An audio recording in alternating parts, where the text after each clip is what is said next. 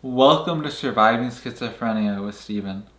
My name is Steven. I hope you're having a wonderful day. We're going to take a deep dive today answering 3 questions about my life surviving schizophrenia: education, hobbies, and dating. I'm Steve. Welcome back to Surviving Schizophrenia. I'm Steve, Steven's dad. And Steven, you got a really nice comment with 3 questions from David Harry just a few days ago. And let me cue that up for you because this is something I know that you've been excited to air. For sure. So David Harry writes, "Hello. I had a few questions maybe you can do in a future Q&A as a person living life with mental health challenges. Do you have an interest or ability to focus on college studies? Do you enjoy reading or have other hobbies? Do you have an interest in dating, or does that tie in with anxiety triggers? Simply curious and interested. Keep up the great work. Stay strong." David, thank you very much. Great questions. Yeah, thank you. I always love getting comments and questions from you, my community. So Stephen, let's just cue it up with the first one. David Harry asks, do you have an interest or ability to focus on college studies? As of right now, I do not have an interest. I don't think also I'd be able to do very well right now, say in a class in college.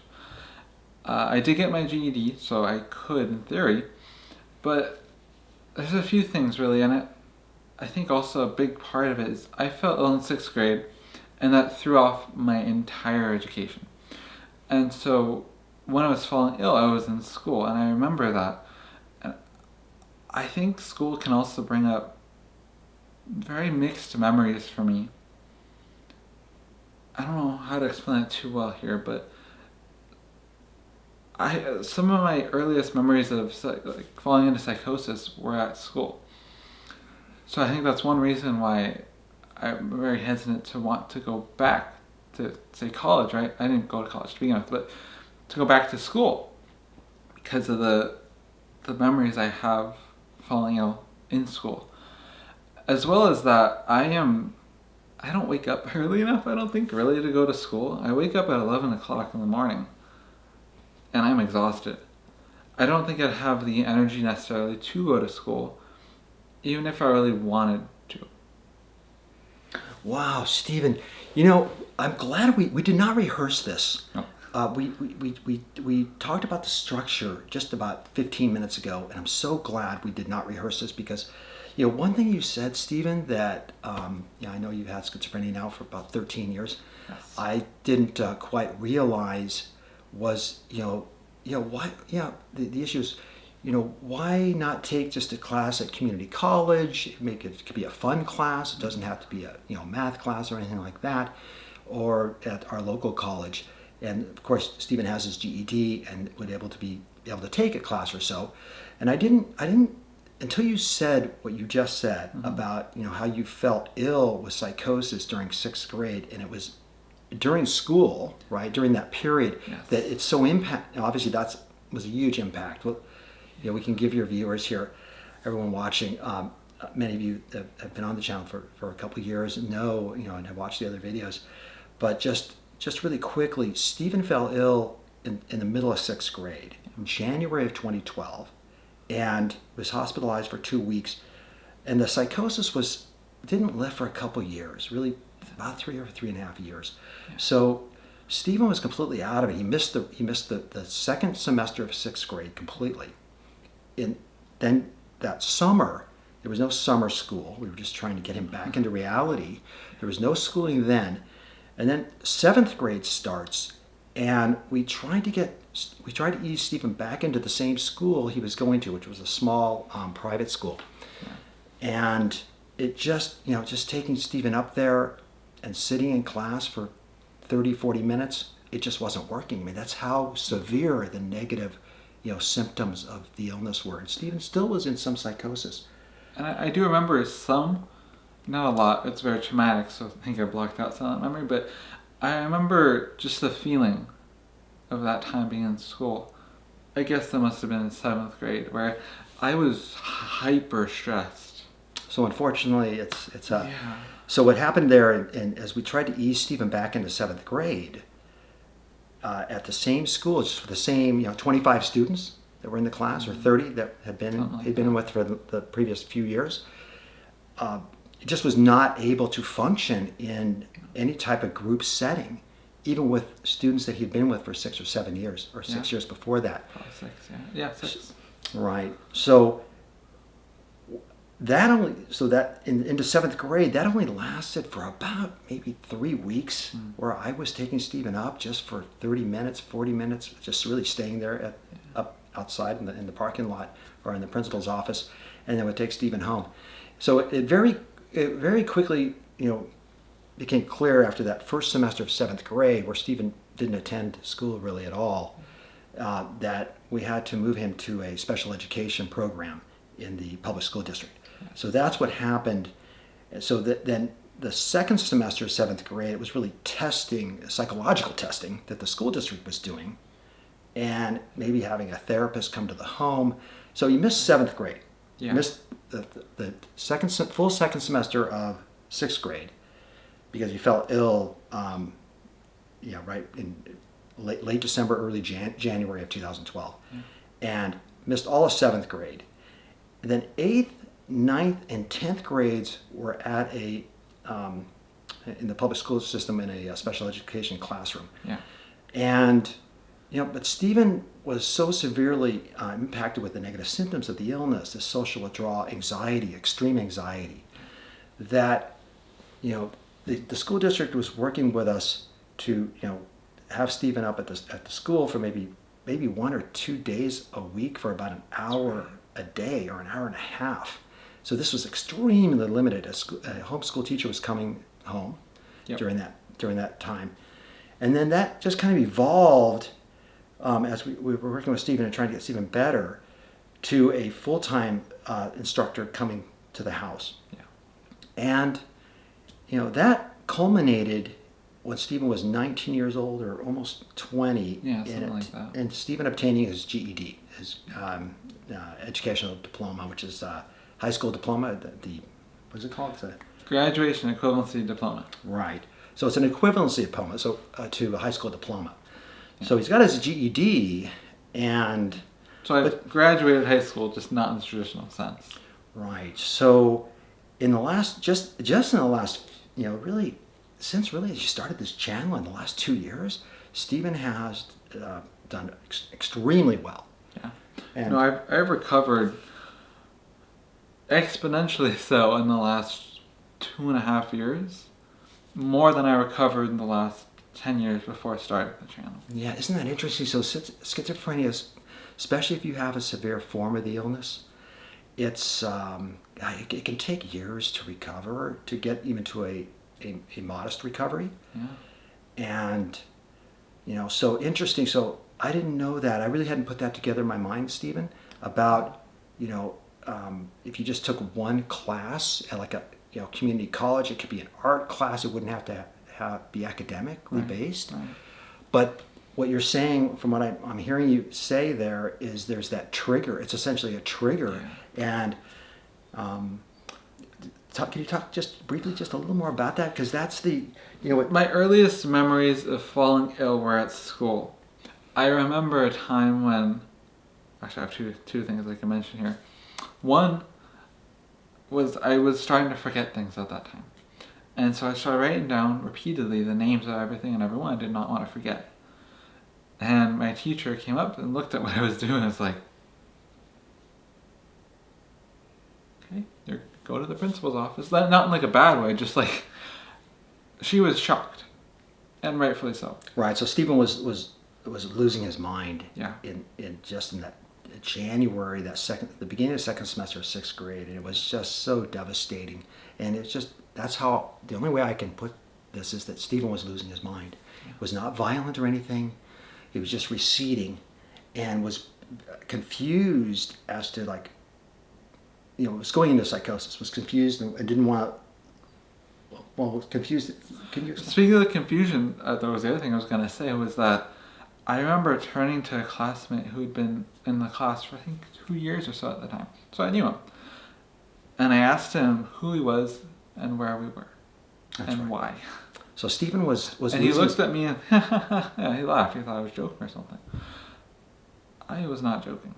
So you actually, well, obviously I didn't quite know where I was or why, and I'd forgotten who he was. So the mind in this, this was the active and starting phase of psychosis, and undoubtedly it varies, from person to person. There's no question. Stephen's onset with psychosis, and that was the onset of schizophrenia that we know of. It was incredibly traumatic and fairly fast. It was a fast drop, over 2 or 3 months, where it just devolved into, just essentially insanity. Yeah. And I don't say that lightly.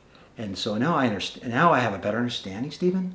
I have a better understanding, actually, after all these years. I mean, you're going to be 25 here in a couple months, and you've had this now for 13 years. But I have a better understanding now of why it would be so difficult for you to just take one class, an art class at the local community college, or even an art class at the library. Would that be tough? Yes, because another memory I have is when I was in the hospital. I don't remember a lot of it. It was super stressful.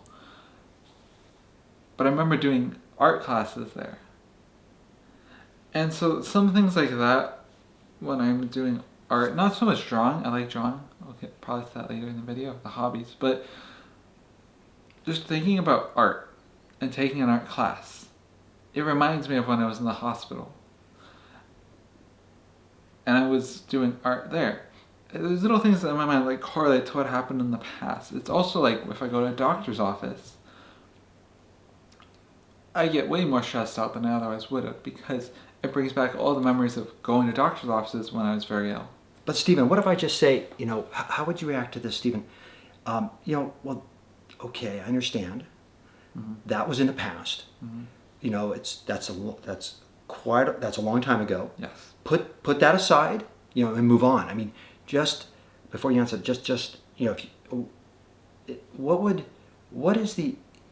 what is the inhibition or the problem in your mind of just, let's put that aside. That happened a long time ago. It's not happening again. And now, we'll take one class. What is it? A fear that something's going to happen, or no? It's the thing that I can't get over the past. I realize that's not a good thing. I just can't. Some things are too much for me now, even if it happened a long time ago, and that's the issue, where it brings me back to where I was then. It's been a long time. But maybe I'm worried that I'll fall ill again. It's not rational. It's not rational. Yeah, I don't mean to put you on the spot. No worries, Dad. No. Okay. No worries, Dad. No worries. Yeah. It's just, I'm not saying it's a rational thing, but that's the block, I think, that's causing me not to want to even. So that's that is, I think, in large part why in surviving schizophrenia, we are, as a family, trying to take it slowly, even after all these years, because you can't force it. You can't force this type of thing. No. Maybe in the future that will change. A lot's changed for me in the last couple of years, so I'm not ruling out that this will be like that forever. That's awesome. So maybe in the future I will go to college for a class. I think that's awesome. But as of right now, I'm not in that kind of mental state. I can't do that right now. I think that's okay too. Thank you. Yeah, no, that's super. I mean, that's what it is. I mean, and the last thing is, I definitely don't want anything to detract from this channel. This is way too important to me for me to put it on the back burner, for example, and go to college and do more of that. This is too important to me. Right, so Stephen will have to work through this, I'm speaking as a father here, just directly to the camera, Stephen's going to have to work through this, with support. Yeah. And we'll just see where that journey takes us. Mm-hmm. That's the one way to live with this, this illness that we call schizophrenia. So, wow. Wow, Stephen. Okay. It got deep. Yeah, it did. So the second question. So David Harry, thank you. These are incredible questions. Yeah. I didn't know it was going to go there, No. and that deep. I learned a lot of things myself here. Do you enjoy reading or have other hobbies? Yeah, sorry if that was loud. I don't know how loud that'd be on the mic. Apologize if it was too loud. I do enjoy reading, and I have some other hobbies. As far as reading goes, right now I tend to go into phases of like, I'll read for like a week or two, and then I'll put it down. And later I'll come back and I'll read again for a week or two. I enjoy reading. I had always enjoyed reading leading up to my psychosis and falling ill with schizophrenia. When I fell ill, I continued to read for maybe a year or so, and then I just couldn't. I think it was too. There's probably a lot of things, but I'm not. For whatever reason, I don't quite know exactly. I couldn't read anymore. I mean, you were in psychosis and you were having problems. Yeah, that is the reason. Thank you. Just existing and living. Yeah, that's it. So I stopped reading for a very long time. Yeah, reading is an academic pursuit. I mean, did you finish? I didn't want to interrupt you. It takes, similar to that though, but it takes more energy to read than it does to, say, watch a TV show. Because you have to actually comprehend what you're reading, and it creates like a picture in your mind, right? That's reading. That takes energy, stamina, and attention. Right, concentration. Thank you, concentration. Right. That I didn't have. And also, I didn't want to anymore for a long time. But now, can you read? Say, Stephen, if you read a chapter in a book, say even a short chapter, say maybe 15 pages, is that something you could enjoy doing and actually understand and comprehend? As of right now, yes, I could read a I've read in the last few months like 500-page books, 600 page books. I comprehend it all, understand it all, and enjoy it all. Interesting. So that's. I will say real quick, I don't quite know why this is, but I find it harder to read though on paper, so I tend to read on my Kindle. But if you were in a group setting though, reading for like a short story class, I guess is that academic classroom setting situation that comes back into the college issue and the sitting in a classroom? Probably. I haven't tried it. That might be different enough, considering it's not something for a class. All right. So it's more of like a group reading session. I've never done that, so I'm not certain. Okay, and that's actually queuing up ideas for us to do to help Stephen, right? As support for Stephen, because so that comes into the anxiety thing though too. Is like I don't do great around other people. Wow. Well, that kind of goes into the next question. Which we'll get to in a sec. Real quick. Okay. Other hobbies, I enjoy watching TV and playing video games. For video games mainly, yeah. I love Pokemon. Pokemon's like my favorite thing ever. Always loved it. Got bullied for a while, so I stopped liking it. And finally, later on, I was like, who cares? I enjoy it. So I did it in high school, and I haven't stopped playing Pokemon since. And as far as TV shows, I love comedies. Right now I'm rewatching Get Smart, the show, the original one from late 50s, early 60s. I enjoy that kind of era of comedy because it's just light, good fun. Right. You mentioned bullied. That was back before, that was in 5th, 6th grade or 4th, 5th, 6th grade? Was that? That was before falling ill with schizophrenia. I believe that was 3rd or 4th grade. I was being bullied for liking Pokemon, amongst other things. And so I said, I don't like Pokemon anymore. We're too old for it, right? All that stuff. Regret that. But, because for example, like I still play Pokemon with like my cousin and stuff, and we had a great time doing that. And so when I stopped liking Pokemon, like I said, I think I actually hurt her in a way. Where it's like she wanted to play with me, but I was like, no. Because I was being bullied. And I thought, if I say I don't like Pokemon anymore, they're not going to bully me. They made fun of me for other things. Doesn't work that way with bullies, but I learned that the hard way. And I forgot where I was going with that, but where was I going with that? I forgot. Okay, well, let's continue then. Okay, so the third question is, David Harry asks, do you have an interest in dating, or does that tie in with anxiety triggers? Both. I do have an interest in, okay, I guess I can't say the dating part of it.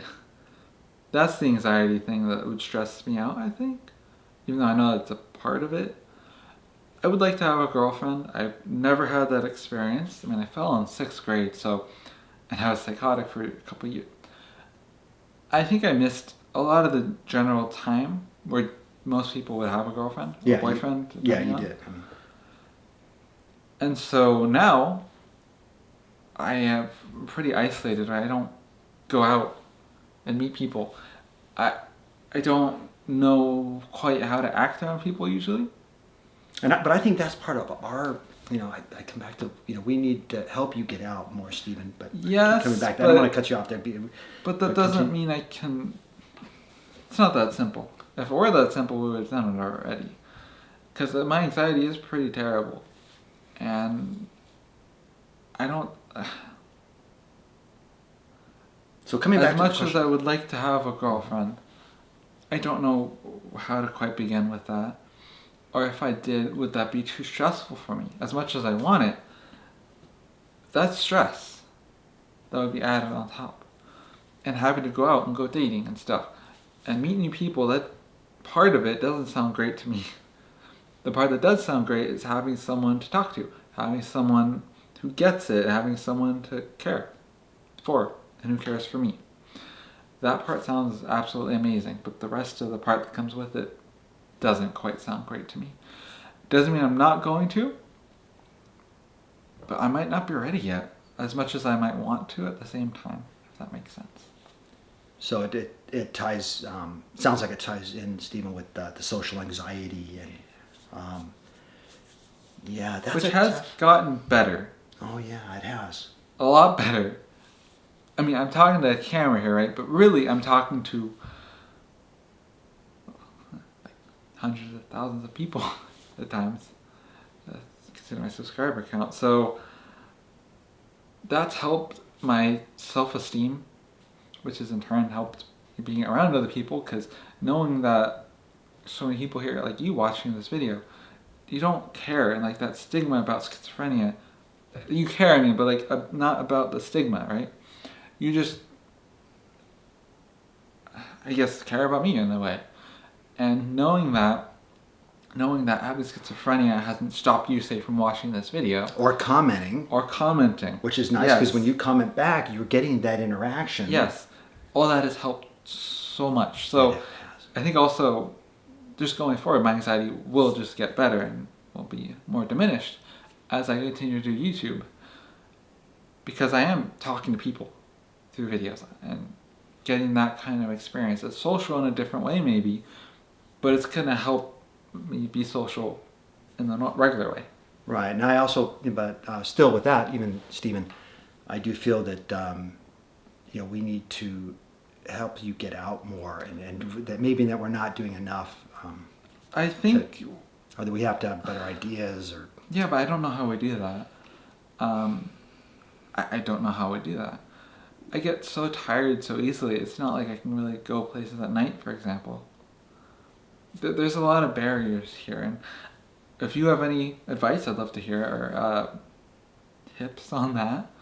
In general, not necessarily even like dating, just like in general getting out. I know there are support groups for people with schizophrenia and mental health issues. That might be stressful in its own way, because if I were talking, I've never actually talked to someone else who has schizophrenia, but in person at least, no.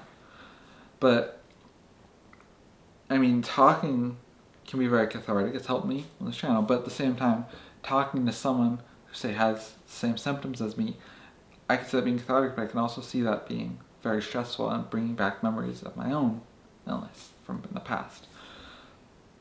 So I think that's part of why I haven't been super excited about wanting to do that. But at the same time, I probably should, because I might be just overthinking this. and it probably would go great. I'm sure there are great people there too, so I don't really know. Yeah, that's something that we're going to definitely explore as you're moved your sleep schedule. Your sleep schedule is better now.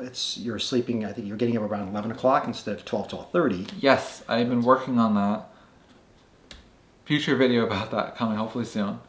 But I have been working on my sleep schedule. And it's improving, and it is improving. And Stephen, you're looking good in the morning. Thank you. I don't feel like that sometimes, but thank you. But you are, yeah, you are looking good. You are looking good, yeah. Yeah. Wow. So, Stephen, David Harry, thank you very much. Really, thank you. This was a very good video and went through a lot of great topics and went some places I didn't expect to go, but this was a good. Thank you, David Harry. That was really cool of you to leave that comment. Always love hearing from you, my community. Yeah. Yeah, it's the community is, just to follow up on that really fast here. Yeah. We do thank you very much for watching these videos, for commenting. The social interaction through that has been incredible in Stephen's recovery. It's been meaningful, extremely meaningful and helpful, and we enjoy shooting these videos. Some of them are difficult, but I do enjoy every one of them. Yeah, and we hope you've enjoyed this video, and especially if you made it this far. Like it's been a long video, a lot longer than I expected it to be. We really appreciate that. It means a lot to have you here, especially for this long. Yeah, it really does. And we both hope you have a very happy and healthy rest of your day. And we hope to see you in the next video. Take care. We'll see you in the next video. Bye. Bye.